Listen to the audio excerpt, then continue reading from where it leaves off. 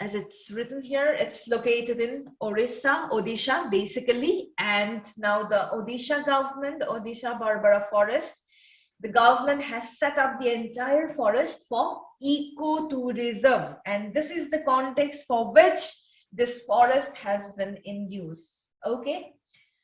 Very much important, very, very significant for us because it's the Asia's largest teak and sal forest. Okay, the Asia's largest teak and sal forest is the Barbara forest, and along with that, this Jawans, Central Reserve Police Force, CRPF, we call CRPF force. This CRPF force keeps on continuously guarding this forest so that no illegal activities are taking place in this forest. We all know that this teak, sal, they are important natural resources. They can be converted into wood and they are utilized for various purposes, right? This is the reason for which some exploiters could make an easy entry, and they could cut down the trees, they could deforest the land, and they will swipe away, they will take it away. Then it could create lots of problems. Since it contains a huge area, largest teak and sal forest, this is the reason for which it's the only forest which is guarded by the CRPF Jawans. Okay, so you can see regarding the geography of this forest, 150 kilometer, where it is located. This forest is located in this part of the Odisha. Yes, that means teak could be important from exam perspective. Yes, it's a tropical hardwood tree. Teak is a tropical hardwood tree, and remember, it's a deciduous tree. Basically, trees can be of in a broader way. Yes, forget about lots and lots of things, but on the just like the school level, in a broader way, let me classify trees into two groups: evergreen and deciduous. Right? Evergreen, as the name itself says, evergreen. The leaves, that particular tree will always be in a greeny mode. Yes, there will be no shedding of leaves completely in a particular season. Just from January till the month of December, if you see, the tree will be green. Yes, old leaves will fall, new leaves will come, old leaves will fall, new leaves will come. A cycle will keep on continuing. But if you see the deciduous tree during the monsoon period, right from the spring, in the spring, small leaves will emerge. Then in the monsoon, they will bloom, and as autumn approaches, these leaves start getting yellow color, and as winter comes, deciduous trees will shed their leaves. So am I clear with evergreen and deciduous trees? Those who were at least having doubts? Okay, great. So this teak is a deciduous tree, okay, and will be present in a mixed hardwood forest. So in the forest, different kind of woody vines, woody trees could be present. Yes, and apart from it, it's not that particular area where teak is there, only teak will be there. No, it will be present in a mixed condition. And remember, it has a very leather-like smell. That smell is, of course, not very welcoming smell, like, isn't it? The leather-like smell. Okay, and why it is so important? The teak is very, very important because it has a high durability and water resistance. So you can see this teak is used for both building, construction, exterior construction, then furniture, veneer, carving, turnings, all this for different purposes. This teak can be used. This is the teak tree.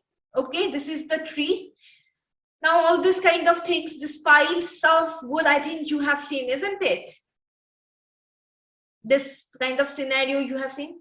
And this teak, very important. Remember, this teak can also be made as wooden floors. I think in different restaurants or different other places, you have seen some wooden floors, and here the teak can be, the wood of the teak can be utilized for wooden floors. Okay, for various purposes this teak is in use. Now if you see, this teak is native to Asia, Southern and Southeast Asia. These are the places, and especially Myanmar is very much famous for teak. Okay, if you consider the globally present teak, okay, it Myanmar alone, the small country of Myanmar alone has almost 50% of the naturally occurring teak. So see, one small country is holding half of the teak of the global, I mean half of the global population of teak. So such an important place Myanmar is with respect to teak. Okay, but if you think, if you say it from the genetics, okay, from biological perspective, okay, this teak has two origin.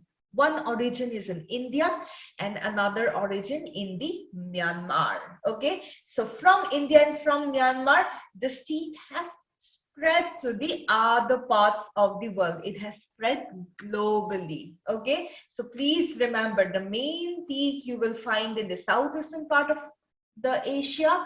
Okay, and out of them Myanmar's role is very, very important. Will you remember this, everyone? Okay, and this, I think you all know that these wood, when they are very much furnished properly, they generate some kind of oil, right? So this natural oil which are coming out, which come out of the teak, yes, they are useful in the case that they are resistant towards some insects like termites.